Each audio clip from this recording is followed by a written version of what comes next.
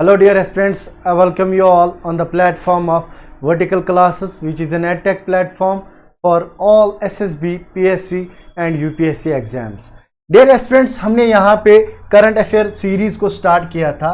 हम यहाँ पे स्टडी करेंगे करंट अफेयर्स जनवरी 2023 से लेकर मई 2024 तक। अगर आपने पिछला लेक्चर देखा होगा, हमने वहाँ पे जनवरी से लेकर अगस्त तक जितने भी मोस्ट इम्पॉर्टेंट करंट अफेयर्स बनते थे वो ऑलरेडी डिस्कस किए हैं। इस लेक्चर में हम अगस्त से आगे जनवरी दिसंबर 2023 तक कंप्लीट करेंगे। यहाँ पे सबसे पहला टॉपिक जो आज हम यहाँ पे डिस्कस करेंगे वो है इम्पॉर्टेंट ऑपरेशंस। सबसे पहला ऑपरेशन है हमारे पास ऑपरेशन गंगा। ये जो ऑपरेशन गंगा है ये लॉन्च किया गया था 26 Feb 2022 में। और ये किस लिए लॉन्च हुआ था? It was launched to evacuate Indian students from Ukraine because of Russia and Ukraine war. यानी कि जो रशिया और यूक्रेन के बीच में वार चल रही थी, वहां पे हमने जितने भी इंडियन स्टूडेंट्स थे उनको इवैक्यूएट करना था। हमने इवैक्यूएट करने के लिए उन ऑपरेशन गंगा वहां पे चलाया। इसके बाद जो दूसरा इंपॉर्टेंट ऑपरेशन बनता है वो है ऑपरेशन दोस्त। ऑपरेशन दोस्त इंडियन गवर्नमेंट ने लॉन्च किया था, यानी कि गवर्नमेंट ऑफ इंडिया ने लॉन्च किया था। इसलिए इन्होंने तुर्की और सीरिया को हेल्प करने के लिए ये ऑपरेशन लॉन्च किया था। क्या हुआ था? तुर्की और सीरिया में रिसेंटली एक 7.8 मैग्नीट्यूड का इंटेंस अर्थक्वेक हिट हुआ था, जिसकी वजह से वहां पे काफी ज्यादा कैजुअलिटीज देखने को मिली। इन कंट्रीज को हेल्प करने के लिए हमारी गवर्नमेंट ऑफ इंडिया ने लॉन्च किया था ऑपरेशन दोस्त। अगर आपसे क्वेश्चन आएगा वहां पे ऑपरेशन दोस्त जो है वो किन कंट्रीज को हेल्प करने के लिए गवर्नमेंट ऑफ इंडिया ने लॉन्च किया था, आप उसका ऑप्शन क्या लिखेंगे, आंसर क्या लिखेंगे? Turkey and Syria. इसके बाद ऑपरेशन कावेरी। ऑपरेशन कावेरी जो है इसको अनाउंस किया था हमारे फॉरेन मिनिस्टर ने, जिनका नाम जयशंकर जी है। इन्होंने ये लॉन्च किस लिए किया था? इन्होंने ये लॉन्च किया था इंडियन सिटीजन्स को इवैक्यूएट करने के लिए। कहां से? सूडान से। सूडान में अब क्या हुआ था? सूडान में रिसेंटली एक सिविल वार हुई थी, वहां पे हमने अपने इंडियन सिटीजन्स को इवैक्यूएट करने के लिए ऑपरेशन कावेरी लॉन्च किया था। इसके बाद ऑपरेशन करुणा। ये जो ऑपरेशन करुणा है, रिसेंटली क्या हुआ था? म्यांमार में एक साइक्लोन हिट हुआ था। साइक्लोन का नाम, अब आपसे ये भी क्वेश्चन कभी पूछा जाएगा, जो म्यांमार में रिसेंटली साइक्लोन हिट हुआ उस साइक्लोन का नाम क्या था? उस साइक्लोन का नाम था साइक्लोन मोचा। अब वहां पे क्या हुई थी? बहुत सारी कैजुअलिटीज हुई थी, वहां के लोग इफेक्ट हुए थे। इंडिया ने फिर उनको असिस्ट किया था, ह्यूमैनिटेरियन एड भेजा था। उस ऑपरेशन को हमने नाम दिया ऑपरेशन करुणा। इसके बाद है ऑपरेशन एजे। ऑपरेशन एजे किसने लॉन्च किया था? ये इंडियन आर्मी फोर्सेस ने मिनिस्ट्री ऑफ एक्सटर्नल अफेयर्स के साथ प्लान किया था। किस लिए? ताकि हम इवैक्यूएट करें, वापस लाए किनको? अपने सिटीजन्स को। कहां से? इस्राइल से। क्यों? क्योंकि इस्राइल और हमास के बीच, यानी गाजा के बीच अभी वार चल रही थी रिसेंटली। वहां से अपने सिटीजन्स को वापस लाने के लिए हमने ऑपरेशन एजे लॉन्च किया था। क्योंकि इस्राइल और गाजा ये रिसेंटली एक वार में इन्वॉल्व हुए थे। ये भी यहां से इंपॉर्टेंट करंट अफेयर बनता है। इसके बाद है ऑपरेशन अल अक्सा फ्लड। ये जो ऑपरेशन है ऑपरेशन अल अक्सा फ्लड, ये किसने लॉन्च किया था? ये यहाँ पे लॉन्च किया था, इनिशिएट किया था हमास ने। यानी कि ये जो वार है इसराइल और हमास के बीच में जो वार है वो स्टार्ट किसने की थी? हमास ने। उन्होंने क्या किया था? उन्होंने 5000 रॉकेट्स जो है एक साथ फायर किए थे इसराइल में। उस ऑपरेशन को हम ऑपरेशन अल अक्सा फ्लड कहते हैं। अगर आपसे पूछा जाएगा ऑपरेशन अल अक्सा फ्लड किस कंट्री ने या किन लोगों ने इनिशिएट किया था, आपका आंसर होना चाहिए हमास ने। और कब लॉन्च किया? 7 अक्टूबर 2023। अब इस ऑपरेशन के रिएक्शन में इसराइल ने जो ऑपरेशन लॉन्च किया उसका नाम है operation iron swords. Operation iron swords एक रिएक्शन था, क्योंकि एक्शन सबसे पहले हमास वालों ने किया था। वहां पे ऑपरेशन क्या पढ़ा था हमने अभी? ऑपरेशन अल अक्सा फ्लड। अब उसका रिएक्शन यहां पे इसराइल ने लॉन्च किया, क्या? Operation iron swords. अगर आपसे पूछा जाएगा ऑपरेशन आयरन स्वॉर्ड्स किस कंट्री ने ऑपरेशन लॉन्च किया था, आपका आंसर जो है वो इसराइल होना चाहिए। इसके बाद यहां पे एक और करंट अफेयर है जो कि इंपॉर्टेंट करंट अफेयर है। रिसेंटली क्या हुआ? पीएम मोदी ने, हमारे मोदी जो है, पीएम मोदी जो है, उन्होंने शहडोल, एक प्लेस है, कहां की प्लेस? मध्य प्रदेश की, वहां पे NSCAEM को, इस मिशन को लॉन्च किया। अब ये NSCAEM मिशन क्या है? ये एक मिशन है जहां पे हमारी एम क्या है? National sickle cell anaemia elimination mission. यानी कि हम सिकल सेल डिजीज जो है उसको एलिमिनेट करने के लिए, सिकल सेल एनीमिया डिजीज जो है उसको एलिमिनेट करने के लिए ये यहां पे हमने मिशन लॉन्च किया। अगर आपसे पूछा जाएगा NSCAEM क्या मिशन है, आपका आंसर होना चाहिए ये एक मिशन है जो पीएम मोदी साहब ने लॉन्च किया। किसको एलिमिनेट करने के लिए? सिकल सेल एनीमिया को एलिमिनेट करने के लिए। उन्होंने यहां पे टारगेट रखा 2047 तक, यानी कि बराबर 1947 में हम आजाद हुए थे ब्रिटिशर्स से, और इसके बाद आप 100 ईयर्स प्लस कीजिए, 2047 यहां तक हमने इसको एलिमिनेट करना है, सिकल सेल एनीमिया डिजीज को एलिमिनेट करना है। ये जो सिकल सेल एनीमिया डिजीज है ये क्या करती है? ये हमारी आरबीसीज यानी कि रेड ब्लड सेल्स को इफेक्ट करती है, उनकी शेप को इफेक्ट करती है। तो इस डिजीज को एलिमिनेट करने के लिए हमारे प्राइम मिनिस्टर मोदी जी ने शहडोल मध्य प्रदेश से इस मिशन को लॉन्च किया था।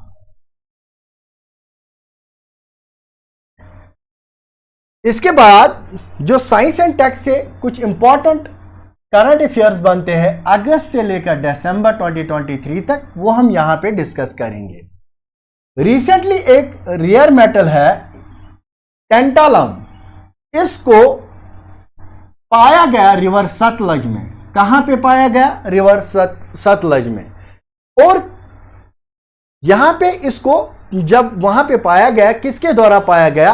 IIT रोपर के द्वारा। जो रिसर्चर्स है, एक टीम आई थी, कहां से?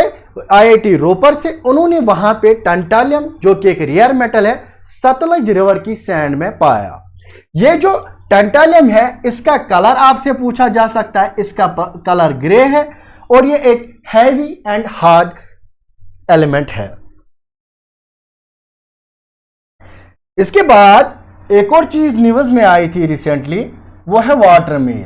अगर आपसे पूछा जाएगा ये जो वाटर मील है ये क्या है, आपने सिंपली लिखना है ये वर्ल्ड का स्मॉलेस्ट फ्लावरिंग प्लांट है। आप इसकी इमेज गूगल से देखना, ये बहुत छोटे वेरी माइन्यूट फ्लावरिंग प्लांट है, इसलिए आप इसको याद करेंगे। इसके बाद जो और एक इंपॉर्टेंट करंट अफेयर है वो है रिगार्डिंग रेडिएटिव कूलिंग पेंट। अब क्या है, आप देख रहे हैं आजकल दिन ब दिन जो है टेम्परेचर काफी ज्यादा इंक्रीज कर रहा है। तो यहां पे क्या हुआ, JNCASR Jawaharlal Nehru centre for advanced scientific research, इन्होंने क्या किया, इन्होंने एक रेडिएटिव कूलिंग पेंट को डेवलप किया, यानी कि इन्होंने एक ऐसा पेंट डेवलप किया जिसकी वजह से हम बिल्डिंग्स या जितने भी पेवर्स है, टाइल्स है, इनको हम क्या कर सकते हैं, इनको हम कूल कर सकते हैं हॉट वेदर्स में। हॉट वेदर्स में हम इन बिल्डिंग्स को कूल करने के लिए इस रेडिएटिव कूलिंग पेंट का इस्तेमाल कर सकते हैं। आपसे क्वेश्चन पूछा जा सकता है, ये जो रेडिएटिव कूलिंग पेंट है ये कहां से ये रिसर्च जो हुई, ये किस इंस्टीट्यूट ने की? आपने क्या आंसर करना है, Jawaharlal Nehru centre for advanced scientific research. इसके बाद एक पोर्टल लॉन्च हुआ रिसेंटली, जिस पोर्टल का नाम है भारत कोश पोर्टल। अब ये पोर्टल क्या है? ये एक इनिशिएटिव है controller CGA, controller general of accounts, यानी कि ये इनिशिएट किया है किसने? सीजीए ने, जो कि मिनिस्ट्री ऑफ फाइनेंस के अंडर आता है। इन्होंने क्या, किस लिए ये पोर्टल लॉन्च किया? इन्होंने एक वन स्टॉप सर्विस, एक वन स्टॉप सॉल्यूशन के लिए यहां पे एक ऐसा पोर्टल यहां पे डेवलप किया जहां पे हम कोई भी गवर्नमेंट जो स्कीम होगी या गवर्नमेंट अकाउंट होगा, हमें कोई फाइन भरना होगा या फी भरना होगा, हम इस वेबसाइट से वो एक ही पॉइंट सॉल्यूशन से वो भर सकते हैं। अगर आपसे पूछा जाएगा भारत कोश पोर्टल क्या है, आपने सिंपली बताना है कि ये एक ऐसा पोर्टल है जो सीजीए की तरफ से रिसेंटली लॉन्च किया गया, जहां पे हमें वन स्टॉप सर्विस मिलती है अपना फी या फाइन डिपॉजिट करने के लिए।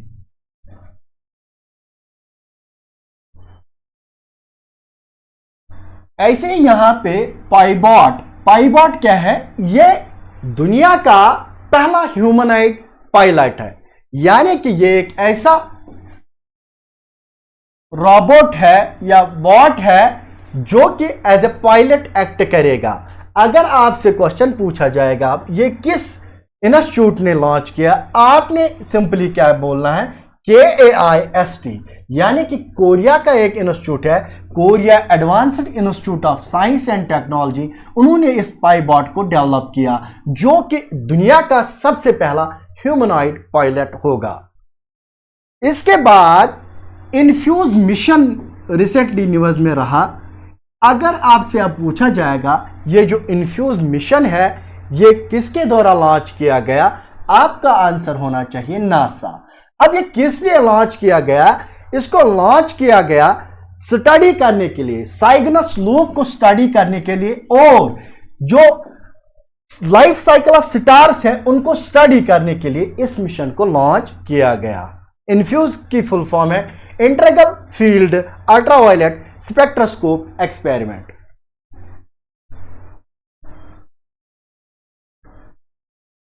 इसके बाद इंडिया की एक फर्म है स्काईरूट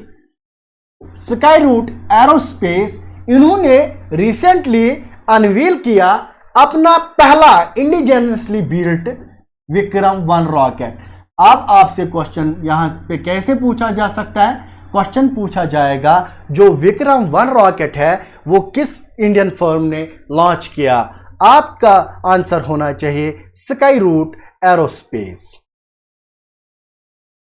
लूपेक्स मिशन, ये जो लूपेक्स मिशन है ये एक कंबाइंड मिशन होगा इसरो जो कि स्पेस एजेंसी है इंडिया की, और JAXA जो कि जापान की स्पेस एजेंसी है। इन दोनों का एक ये कंबाइंड मिशन होगा।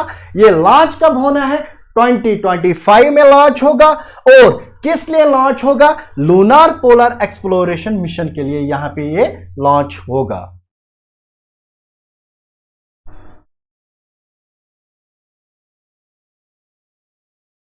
इसके बाद एक और इनिशिएटिव लिया गया, अग्नि इनिशिएटिव। अब ये अग्नि इनिशिएटिव क्या है?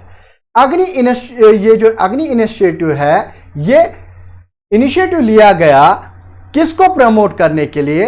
इनोवेशन जो कि आयुर्वेदा के फील्ड में हो रही है उनको प्रमोट करने के लिए। यानी कि ये एक इनिशिएटिव है प्रमोट करने के लिए इनोवेशन जो कि हो रही है आयुर्वेदा फील्ड में। आयुर्वेदा फील्ड में जो भी इनोवेशंस हो रही है उनको प्रमोट करने के लिए अग्नि इनिशिएटिव लिया गया। और ये किसने यहां पे इनिशिएट किया? Central council for research in Ayurveda sciences, CCRAS ने यहां पे ये लॉन्च किया, और जो कि मिनिस्ट्री ऑफ आयुष के अंडर आता है। अग्नि का मतलब क्या है? आयुष। अग्नि का मतलब क्या है? आयुर्वेदा ज्ञान नैपुण्य इनिशिएटिव। अब आपसे यह भी पूछा जाएगा, एग्जाम में पूछा जा सकता है कि आप अग्नि की फुल फॉर्म बताइए। अग्नि की फुल फॉर्म आप लिखेंगे यहीं से, आयुर्वेदा ज्ञान नैपुण्य इनिशिएटिव। साइंस एंड टेक के बाद कुछ इंपॉर्टेंट करंट अफेयर्स जो है स्पोर्ट्स के फील्ड में, वो हम यहां पे अब डिस्कस करने जा रहे हैं। सबसे पहले हम नेशनल स्पोर्ट्स अवार्ड्स के बारे में यहां पे डिस्कस करेंगे। जो नेशनल स्पोर्ट्स अवार्ड्स है 2023 के, वो पहला क्वेश्चन आपसे बन सकता है कि वो किसने प्रेजेंट किया? वो यहां पे प्रेजेंट किया हमारी प्रेसिडेंट द्रौपदी मुर्मू जी ने। और कब प्रेजेंट किया? 9 जनवरी 2024 पे।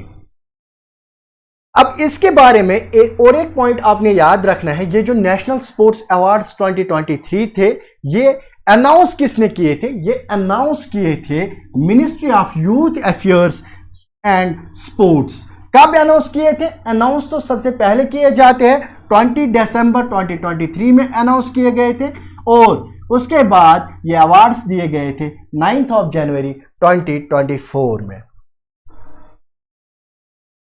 अब ये जो नेशनल स्पोर्ट्स अवार्ड्स है, इसमें जो मेजर अवार्ड्स है वो हम यहां पे डिस्कस करेंगे। सबसे पहले जो इंडिया का नेशनल स्पोर्ट्स अवार्ड है, जो कि सबसे बड़ा अवार्ड होता है, मेजर ध्यानचंद खेल रत्न अवार्ड, जिसका के नाम भी रिसेंटली चेंज हुआ है। ये अवार्ड जो है ये इंडिया का हाईएस्ट स्पोर्ट्स अवार्ड है, और सबसे पहले ये कब दिया गया था? 1991 में और 1991, 1992 में। अब इसके अंडर आपको क्या मिल सकता है? जब किसी इंसान को ये अवार्ड मिलता है, उनको 25 लाख का कैश अवार्ड मिलता है। और यहां पे सबसे पहले किसको ये मिला था? यानी कि जब ये दिया गया था, सबसे पहले जब दिया गया था, तब ये अवार्ड किसको मिला था? विश्वनाथन आनंद, जो कि चेस के रिलेटेड है, काफी मशहूर नाम है, इनको आप जानते होंगे। लेकिन 2023 में किसको ये अवार्ड मिला? यहां पे ये श्री चिराग शेट्टी और रांकी रेड्डी स्वास्तिक साईराज को मिला था। श्री चिराग शेट्टी जो रांकी रेड्डी स्वास्तिक है, ये बैडमिंटन से ताल्लुक रखते हैं, यानी कि ये बैडमिंटन खेलते हैं। इन दोनों को ये अवार्ड मिला था, मेजर ध्यानचंद खेल रत्न अवार्ड, जो कि इंडिया का सबसे बड़ा स्पोर्ट्स अवार्ड होता है। इसके बाद जो दूसरा अवार्ड होता है नेशनल स्पोर्ट्स अवार्ड्स में, वो है अर्जुन अवार्ड। अब ये जो अर्जुन अवार्ड है, ये यहां पे 26 स्पोर्ट्स पर्सन को मिला था। अब ये पॉसिबल तो नहीं है कि हम 26 के 26 याद रखें। अब मैं यहाँ पे क्या कर रहा हूँ, जितने मुझे इंपॉर्टेंट लगे उनको मैंने यहाँ पे बोल्ड ले रखा है। अगर कोई आप में से 26 में से 26 याद कर पाएगा, बेटर है कि वो 26 के 26 याद करे। लेकिन जो मुझे इंपॉर्टेंट लगे उनमें मोहम्मद शमी, जो कि क्रिकेट खेलते हैं, उनको ये अवार्ड मिला है, और दिशा डगर, जो कि गोल्फ खेलते हैं, उनको ये अवार्ड मिला है। ऐसे ही अंतिम, जो कि रेसलिंग खेलते हैं, उनको ये अवार्ड मिला है। या शीतल देवी, जो कि किश्तवाड़ डिस्ट्रिक्ट, ये ना किश्तवाड़ इलाके से है, इनको ये पैरा आर्ची से मिला था। आपने इनके बारे में रिसेंटली न्यूज़ में देखा होगा। इनके ये स्पेशल एबल्ड पर्सन है, इन्होंने ये अवार्ड जीता है, शीतल देवी, क्योंकि ये J&K से है, यहां पे ये इंपॉर्टेंट बनता है। ऐसे ही और एक अवार्ड मिलता है द्रोणाचार्य अवार्ड। अब ये अवार्ड किस लिए मिलता है? ये आउटस्टैंडिंग कोचिंग के लिए मिलता है, यानी कि ऐसे कोच को मिलता है जो कि जबरदस्त कोच रहे हो। अब इसमें द्रोणाचार्य अवार्ड में 2 कैटेगरीज में दिया जाता है। एक रेगुलर कैटेगरी और दूसरी कैटेगरी लाइफ टाइम कैटेगरी। अब रेगुलर कैटेगरी में यहां पे ये जो अवार्ड है 5 लोगों को मिला है और जो लाइफ टाइम कैटेगरी है वहां पे 3 लोगों को मिला है। श्री ललित कुमार को मिला है रेगुलर कैटेगरी में द्रोणाचार्य अवार्ड जो कि रेसलिंग के कोच है, और श्री आर.बी. रमेश जी को मिला है चेस में, श्री महावीर प्रसाद सानी को मिला है पैरा एथलेटिक्स में, श्री शिवेंद्र सिंह को मिला है हॉकी में, श्री गणेश प्रभाकर जी को मिला है यहां पे मल्लखंब के लिए। ऐसे ही जो लाइफ टाइम कैटेगरी में द्रोणाचार्य अवार्ड मिला है वो 3 पर्सन्स को मिला है। श्री जसकिराज सिंह जी को मिला है जो कि गोल्फ से, और ऐसे ही श्री बस्कारन जी को मिला है जो कि कबड्डी से ताल्लुक रखते हैं, और श्री जयंता कुमार पुशीलाल को मिला है जो कि टेबल टेनिस से यहां पे कनेक्टेड है। इसके बाद जो एक और इंपॉर्टेंट अवार्ड आता है नेशनल स्पोर्ट्स अवार्ड्स में वो है Dhyan Chand award for lifetime achievement. Dhyan Chand award for lifetime achievement, यही अवार्ड जो है अगेन यहां पे 3 लोगों को मिला है। मंजूष कन्वर जो कि बैडमिंटन से ताल्लुक रखते हैं, और विनीत कुमार शर्मा जो कि हॉकी के रिलेटेड है, और कलविथा सेल्वराज उनको कबड्डी में ये ध्यानचंद अवार्ड मिला है। ऐसे ही और एक अवार्ड आता है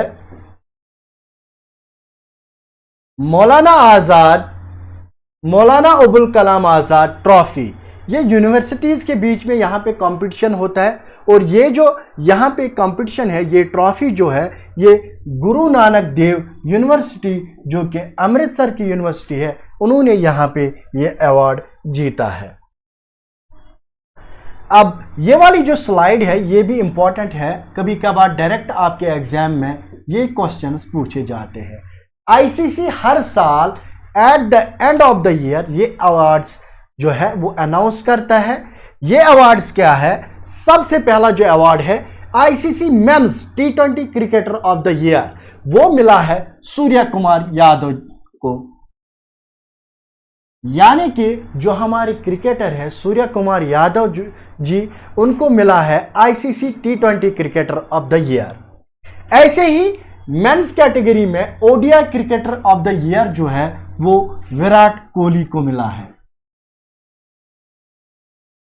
लेकिन अगर आपसे पूछा जाएगा ICC men's cricketer of the year कौन रहे हैं, वो रहे हैं पैट कमिंस। अब ये पैट कमिंस को क्यों दिया गया है? क्योंकि पैट कमिंस में 2023 में वर्ल्ड कप भी जिताया अपनी कंट्री को और इनकी परफॉर्मेंस भी बहुत अच्छी रही थी, तो इनको मिला है men's cricketer of the year का अवार्ड। उस्मान ख्वाजा जो कि ऑस्ट्रेलिया के हैं, पाकिस्तानी बॉर्न है लेकिन ये ऑस्ट्रेलियन क्रिकेटर है, इनको मिला है men's test cricketer of the year का अवार्ड।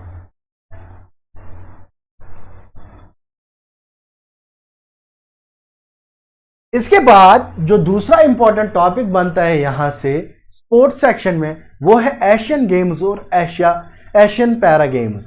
सबसे पहले हम यहां पे डिस्कस करेंगे एशियन पैरा गेम्स। जो एशियन पैरा गेम्स है ये रिसेंटली हेल्ड हुए थे हांगझो में, जो कि एक सिटी है चाइना की। कब हेल्ड हुए थे? From October 22 to 28। और यहां पे मैस्कॉट क्या था? फीफाई फीफाई, जिसका मतलब क्या होता है? एक डिवाइन बर्ड। ये मैस्कॉट रहा है एशियन पैरा गेम्स का। एशियन पैरा गेम्स का ये 4th एडिशन था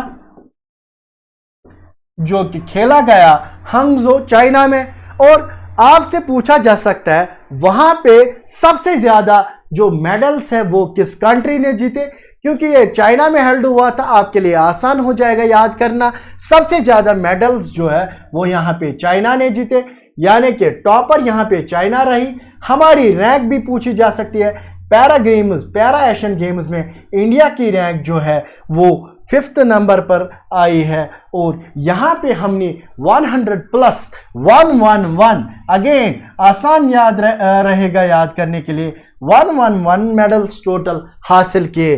अब अगर पूछा जाएगा गोल्ड कैटेगरी में इंडिया ने कितने मेडल्स लिए, वो आपने याद रखना है, 29।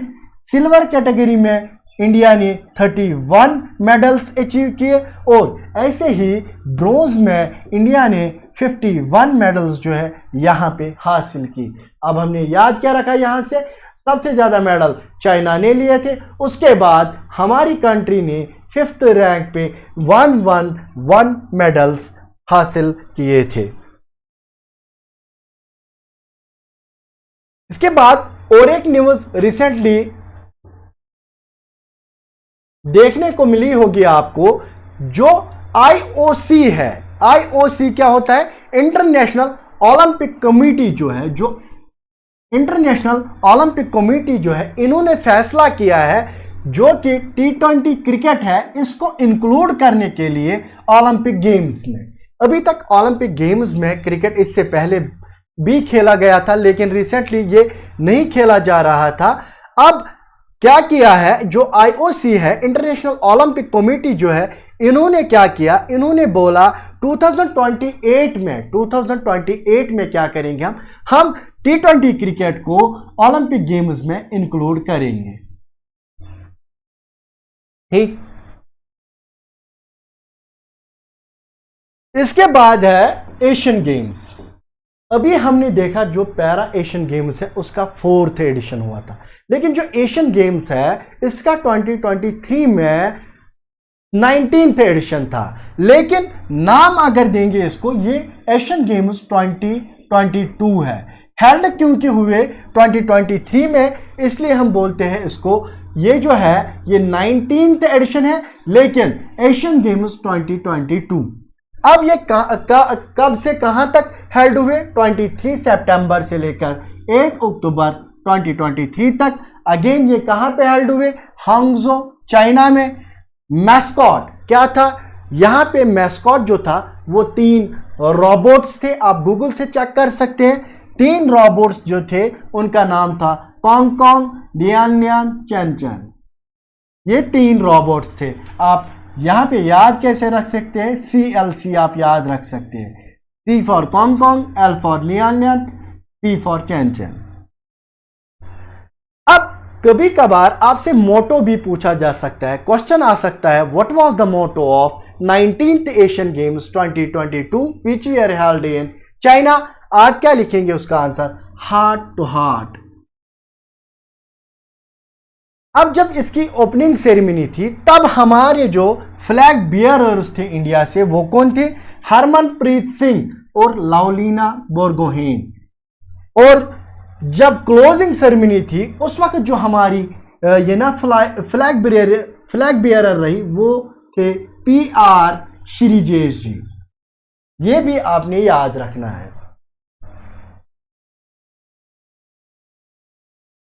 अब इंडिया की परफॉर्मेंस आपसे पूछी जा सकती है, जो एशियन गेम्स 22 हेल्ड हुए रिसेंटली चाइना में, वहां पे इंडिया ने क्या हासिल किया। आपने सबसे पहले क्या करना है, यहां पे ज्यादातर गोल्ड मेडल्स के बारे में पूछा जाता है। आपने याद रखना है किस किस प्लेयर ने गोल्ड मेडल जीता और किस टीम ने, कौन सी टीम हमारी ऐसी रही जिसने वहां पे गोल्ड मेडल जीता। यहां पे नीरज चोपड़ा जी, जिन्होंने काफी प्राउड कराया अपने देश को, जो कि एक जेवलिन थ्रो है, उन्होंने गोल्ड जीता। और ऐसे ही ज्योति सुरेखा जी, जो कि एक आर्चर है, उन्होंने गोल्ड मेडल जीता। अनु रानी ये भी एक जेवलिन थ्रोअर है, लेकिन वुमेन कैटेगरी में इन्होंने भी गोल्ड मेडल जीता। अविनाश साबले, इन्होंने एथलेटिक्स में गोल्ड मेडल जीता। पालक गुलिया, इन्होंने शूटिंग में गोल्ड मेडल जीत लिया। ये आप याद रखेंगे। ऐसे ही निखत जरीन काफी न्यूज में रही है, ये भी आप याद रखेंगे। जो निखत जरीन है इंडिया की बॉक्सर, उन्होंने एशियन गेम्स में ब्रोंज मेडल जीता था।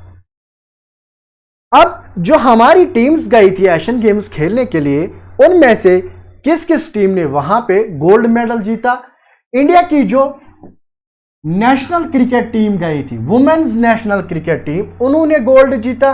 और मेंस टीम, हॉकी की टीम ने वहां पे गोल्ड जीता।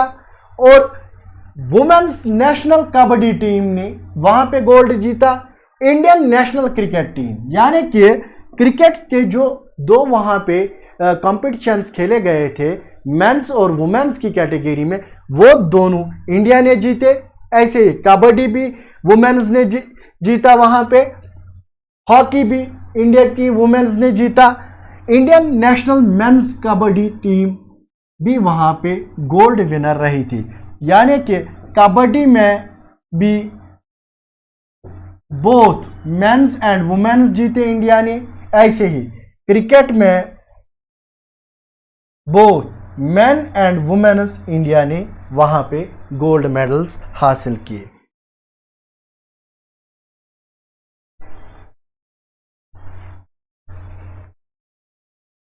ऑस्ट्रेलिया ने आईसीसी क्रिकेट वर्ल्ड कप या ODI world cup, one day world cup, recently one day international world cup जो खेला गया था इंडिया में, वो यहां पे किस कंट्री ने जीता है? वो ऑस्ट्रेलिया ने जीता है। अब कुछ फैक्ट्स है उस टूर्नामेंट के रिलेटेड जो आपके एग्जाम्स में पूछे जा सकते हैं, वो मैंने यहां पे आपके लिए लिखकर लाए हैं। जो लीडिंग स्कोरर रहे थे इस ओडीआई वर्ल्ड कप में, वहां पे उन्हीं को मैन ऑफ द टूर्नामेंट दिया गया था। वो इंडिया के विराट कोहली जी थे। विराट कोहली ने सबसे ज्यादा रन्स बनाए थे ICC ODI cricket world cup में, और उनको मिला था मैन ऑफ द टूर्नामेंट। ऐसे ही जो हाईएस्ट विकेट टेकर रहे थे वो इंडिया के ही बॉलर मोहम्मद शमी, जिनको अर्जुना अवार्ड भी मिला था, उन्होंने यहां पे सबसे ज्यादा विकेट्स हासिल की थी। 23 विकेट्स उन्होंने हासिल की थी 6 मैच में। Man of the tournament final के जो हीरो रहे थे वो वहां पे थे ट्रेविस हेड। अब ये जो ऑस्ट्रेलिया है, ऑस्ट्रेलिया ने फाइनल में इंडिया को ही हराया था, यानी कि इंडिया यहां पे रनर अप रही थी। ये कुछ इंपॉर्टेंट फैक्ट्स थे ICC ODI cricket world cup के रिलेटेड।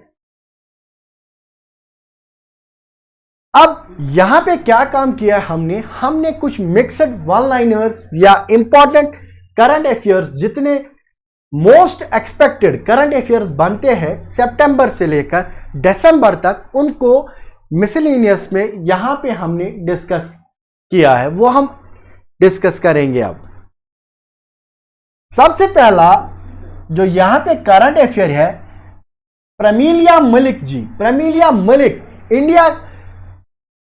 इंडिया का जो एक स्टेट है ओडिशा, वहां की पहली वुमेन स्पीकर बनी है। ये आपसे पूछा जा सकता है। प्रमीला मलिक इंडिया की ओडिशा स्टेट की पहली वुमेन स्पीकर बनी है। एसबीआई ने रिसेंटली लॉन्च किया नेशंस फर्स्ट ट्रांजिट कार्ड। अब ये ट्रांजिट कार्ड क्या है?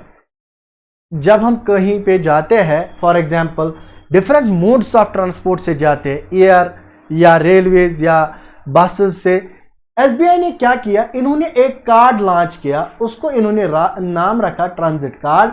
अब ये कार्ड क्या होगा, ये क्या करेगा, अब इस कार्ड से आप पेमेंट कर सकते हैं डिफरेंट मोड्स ऑफ ट्रांसपोर्ट के लिए, जिसमें इंक्लूड होगा मेट्रो, यानी कि आप इस कार्ड को मेट्रो में यूज कर सकते हैं या वाटर ट्रांसपोर्ट में यूज कर सकते हैं, फेरीज में यूज कर सकते हैं, पार्किंग या किसी भी और ट्रांसपोर्ट मोड में इसको यूज कर सकते हैं।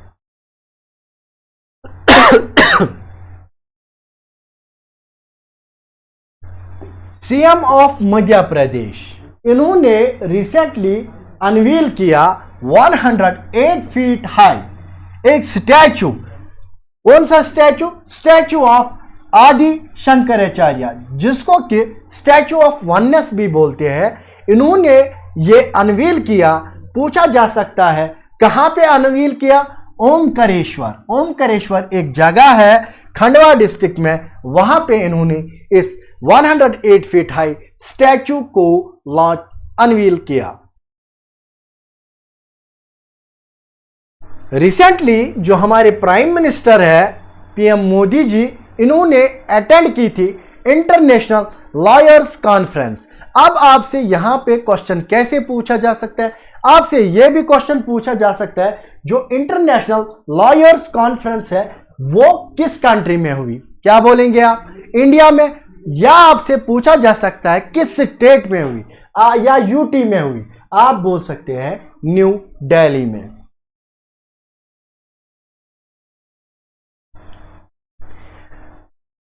रिसेंटली गवर्नमेंट ऑफ इंडिया ने लॉन्च किए कुछ पोर्टल या कुछ अभियान यहां पे लॉन्च किए। जो 3 इंपॉर्टेंट अभियान है या पोर्टल है वो हम यहां पे डिस्कस करेंगे।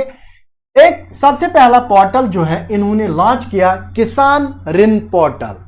ये किस लिए इन्होंने लॉन्च किया, इसको इन्होंने लॉन्च किया आसान बनाने के लिए फार्मर्स के लिए। फार्मर्स को केसीसी अगर लेना हो, केसीसी मतलब किसान क्रेडिट स्कीम, अगर इन फार्मर्स को इसका बेनिफिट लेना होगा, बहुत सारे फार्मर्स को डिफिकल्टी होती है इस स्कीम का जो बेनिफिट है उसको लेने में। इसके लिए यहां पे गवर्नमेंट ऑफ इंडिया ने लॉन्च किया है किसान ऋण पोर्टल, जहां पे उनके लिए आसान होगा इस स्कीम का फायदा लेना।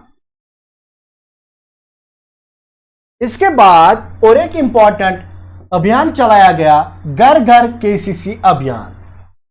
अब आप में से बहुत सारे स्टूडेंट्स ने पीएम किसान स्कीम पढ़ी होगी, पीएम किसान स्कीम, क्योंकि यहां पे बहुत सारे एस्पिरेंट्स होंगे जो कि JKSSB सुपरवाइजर एग्जाम के लिए प्रिपेयर कर रहे होंगे, उनको वहां पे सिलेबस में है स्कीम्स, तो उन्होंने वहां पे ये किस स्कीम जो है पीएम किसान स्कीम जो है पढ़ी होगी। इस स्कीम के अंडर हर एक फार्मर को, इंडियन फार्मर को दिए जाते हैं 6,000 एनुअली, 6,000 रुपीज एनुअली दिए जाते हैं। तीन किस्तों में दिए जाते हैं, यानी कि पहले 2K फिर 2K फिर 2K, 2000 पहले, उसके बाद 2000, उसके बाद 2000 दिए जाते हैं। लेकिन बहुत सारे इनमें से जो फार्मर्स हैं उन्होंने अभी जो केसीसी स्कीम है उसके साथ वो कनेक्ट नहीं हुए, इसीलिए ये जो अभियान है घर घर केसीसी अभियान है ये इसलिए चलाया गया ताकि जो भी बेनिफिशियरीज है पीएम किसान स्कीम की उनको कनेक्ट किया जाए केसीसी स्कीम के साथ। इसके बाद विंड, यहां पे एक और मैनुअल लॉन्च किया गया। ये मैनुअल क्या है, विंड का मतलब है weather information network data systems. अब यहां पे नाम में ही वेदर आता है। ये किस लिए लॉन्च किया गया है, एक ऐसा ऑटोमेटिक वेदर स्टेशन लॉन्च किया जाएगा जो कि ग्राम पंचायत लेवल पे होगा, जहां पे आपको फोरकास्ट मिलेगी, वेदर फोरकास्ट मिलेगी और आप जो है उसी के अकॉर्डिंग फार्मिंग को, अपनी फार्मिंग को आगे ले जा सकते हैं।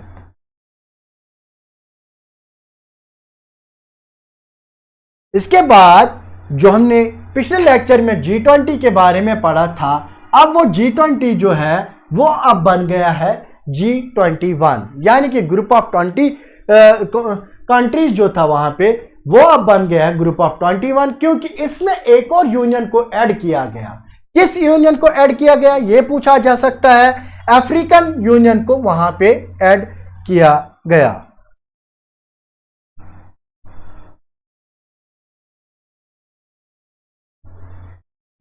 इसके बाद हमारे प्राइम मिनिस्टर मोदी जी ने लॉन्च किया मेरा युवा भारत पोर्टल, MY पोर्टल। अब ये मेरा भारत युवा पोर्टल जो है ये किस लिए लॉन्च किया गया, क्योंकि इंडिया में जो मैक्सिमम पॉपुलेशन है 40 करोड़ पॉपुलेशन जो है, उनमें से 15 से लेकर 29 की एज में बिलोंग करते हैं, यानी कि यहां पे ज्यादा यंग पॉपुलेशन है। अब जो यूथ है उनके लिए यहां पे क्या किया गया, पीएम मोदी जी ने लॉन्च किया मेरा युवा भारत पोर्टल। ये कब लॉन्च किया गया पूछा जा सकता है। ये अक्टूबर 31 को लॉन्च किया गया। इस अक्टूबर 31 को ही क्यों लॉन्च किया गया, क्योंकि उस दिन होती है birth anniversary of Sardar Vallabh भाई पटेल जी। और ये जो पीएम मेरा युवा भारत पोर्टल है, इसका एम क्या है, इसका एम है जो हमारी यूथ है उनको प्रोवाइड किया जाए, एक अपॉर्चुनिटी उनको दी जाए ताकि वो एक्टिव रोल ले वेरियस गवर्नमेंट प्रोग्राम्स का। इसके बाद जो इंपॉर्टेंट करंट अफेयर बनता है वो है टाटा जो है, टाटा ग्रुप जो है वो बनाएंगे आईफोन्स इंडिया में ग्लोबल मार्केट के लिए। यानी कि यहां पे आप आईफोन्स जो है वो टाटा ग्रुप मैन्युफैक्चर करेगा और वो फिर ग्लोबल लेवल पे मार्केट में भेजे जाएंगे। ये आप यहां से याद रखेंगे। रिसेंटली डॉक्टर मोहम्मद मुर्सी जी को इलेक्ट किया गया प्रेसिडेंट ऑफ मालदीव्स। आपसे क्वेश्चन पूछा जा सकता है प्रेसिडेंट ऑफ मालदीव्स कौन रिसेंटली इलेक्ट हुए, आपका आंसर होना चाहिए डॉक्टर मोहम्मद मुर्सी। ऐसे ही क्रिस्टोफर लक्सन बने हैं president of prime minister of New Zealand. Christopher Luxon को इलेक्ट किया गया प्राइम मिनिस्टर ऑफ न्यूजीलैंड। यह भी और एक इंपॉर्टेंट करंट अफेयर आपसे पूछा जा सकता है। रिसेंटली ग्लोबल मैरीटाइम समिट जो है वो इंडिया में हेल्ड हुई। पूछा जा सकता है आपसे कहां पे हेल्ड हुई। ये जो है ये समिट ये मुंबई में हेल्ड हुई। डेट उतना इंपॉर्टेंट नहीं है लेकिन फिर भी आप याद रखेंगे अक्टूबर 17 से लेकर अक्टूबर 19 तक जो है ये वाली जो मैरीटाइम समिट है वो हेल्ड हुई थी मुंबई में। ऐसे ही लियोनी मेसी को दिया गया, इन्होंने जीता है 8th बैलन डियोर। 8th बैलन डियोर जो है वो लियोनी मेसी ने जीता है। यहां पे बहुत सारे रोनाल्डो फैंस होंगे यहां पे एस्पिरेंट्स में, लेकिन अगर आपसे पूछा जाएगा कि जो 8th बैलन डियोर है वो किसने जीता है, वो रोनाल्डो ने नहीं जीता है बल्कि वो मेसी ने जीता है। माइका जो है एक एआई रोबोट है जो दुनिया का पहला ह्यूमनॉइड रोबोट सीईओ बना है। आपसे पूछा जा सकता है दुनिया का पहला AI human like robot CEO कौन है, आप क्या बोलेंगे, माइका। ऐसे ही एआई यहां पे 1 लिखा है, एआई है। एआई सेफ्टी समिट जो है 2023 की, ये आपसे पूछा जा सकता है ये किस कंट्री ने होस्ट किया, आप क्या लिखेंगे, यूनाइटेड किंगडम ने। और वहां के प्राइम मिनिस्टर जो है ऋषि सुनाक जो कि इंडियन ऑरिजिन के, उन्होंने इसको प्रिजाइड किया। एआई सेफ्टी समिट को उन्होंने वहां पे प्रिजाइड किया।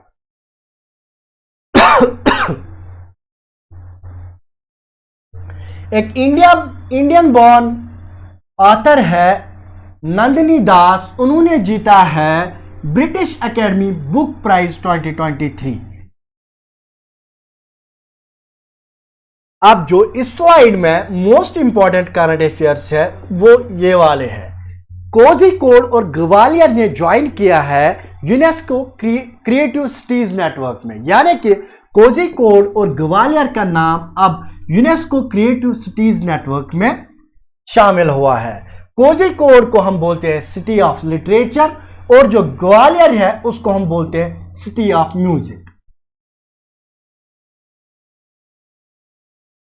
इसके बाद एक और इंटरेस्टिंग न्यूज रही है रिसेंटली, वो है one nation one registration platform, one nation one registration platform.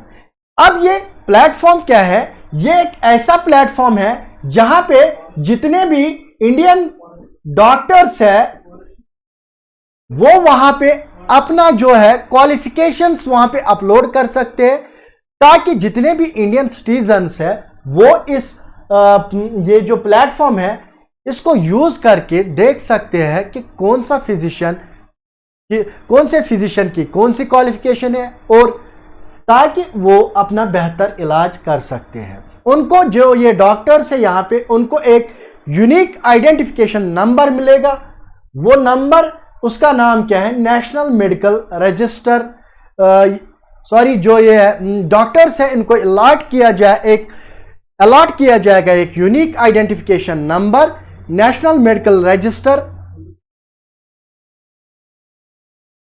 जिसकी वजह से उनकी जो इंफॉर्मेशन है वो इंडिया में पब्लिक होगी, यानी कि कोई भी सिटीजन जो है इन डॉक्टर्स के मुतालिक यहाँ पे स्टडी कर सकता है या देख सकता है कौन से डॉक्टर की क्या क्या क्वालिफिकेशंस है, वो यहाँ पे आसान हो जाएगा।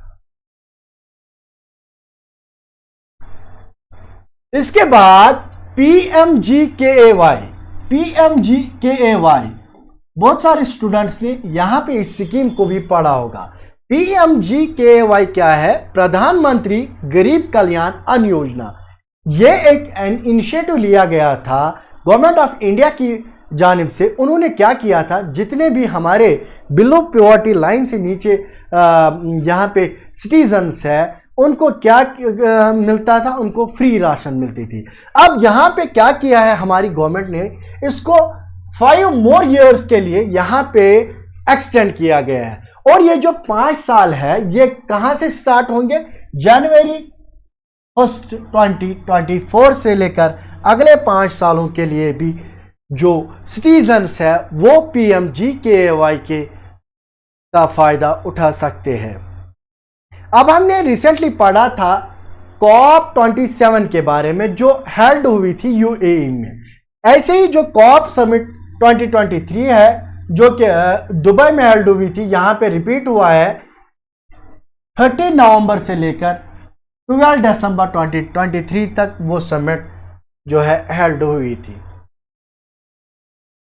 एक और इंटरेस्टिंग न्यूज जो आई है वो बिहार असेंबली से आई है। यहां पे बिहार असेंबली ने एक बिल पास की है। उन्होंने जो है यहां पे जो है रिजर्वेशन कोटा को 50% से लेकर 65% तक बढ़ाया है। आपसे क्वेश्चन पूछा जा सकता है, रिसेंटली किस स्टेट की असेंबली ने रिजर्वेशन कोटा को 50% से लेकर 65% कर दिया है? आपका आंसर होना चाहिए बिहार असेंबली में। ये यहां पे आप देख सकते हैं। और टोटल रिजर्वेशन यहां पे बनेगा 75%, क्योंकि 10% जो है वो EWS को भी दिया जाता है रिजर्वेशन कोटा। ठीक, ऐसे ही नेशनल गेम्स का 37वां जो एडिशन है वो रिसेंटली कंक्लूड हुआ। कहां पे? गोवा पे। और वहां पे किस स्टेट ने टॉप किया था? वहां पे महाराष्ट्र ने फर्स्ट पोजीशन हासिल की है मेडल टैली में। वहां पे जो 37वां नेशनल गेम्स 2023 है वहां पे जो मैस्कॉट यूज किया गया था उसका नाम मोगा है।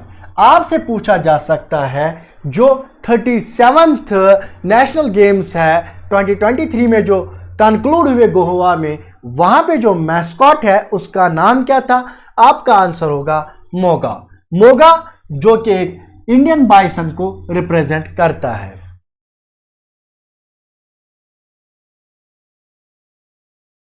शीतल महाजन एक लेडी है जो कि दुनिया की पहली वुमन बनी है जिन्होंने स्काई डाइव किया है 21,500 फीट की ऊंचाई से। कहां से? नियर माउंट एवरेस्ट से। आपसे पूछा जा सकता है उस लेडी का नाम बताएं जिन्होंने रिसेंटली स्काई डाइव किया 21,500 फीट से? आपका आंसर होगा शीतल महाजन।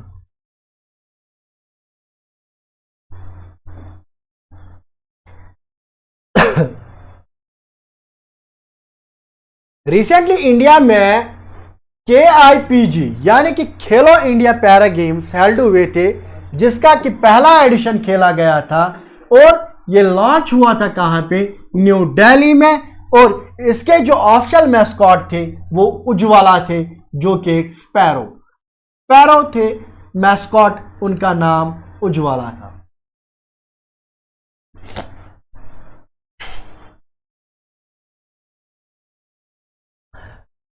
इसी के साथ आज का जो ये लेक्चर है इसको हम यहीं पे कंक्लूड करते हैं। इससे पहले कि मैं इस लेक्चर को बंद करूं, यहाँ पे आप सबको मैं बताना चाहता हूं, जितने भी यहाँ पे सुपरवाइज़र एग्ज़ाम के लिए फीमेल एस्पिरेंट्स प्रिपेयर कर रहे हैं, उन सब के लिए गुड न्यूज़ क्या है? अब जो पहले यहाँ पे प्राइस रहता था 549 का, इस पे टेस्ट सीरीज़ के लिए अब यहाँ पे 20% का डिस्काउंट रहता है। यानी कि अब आपका जो ये मॉक टेस्ट सीरीज़ है सिर्फ और सिर्फ 440 में मिलेगा और आप इस मॉक टेस्ट से अपनी परफॉर्मेंस को बढ़ा सकते हैं।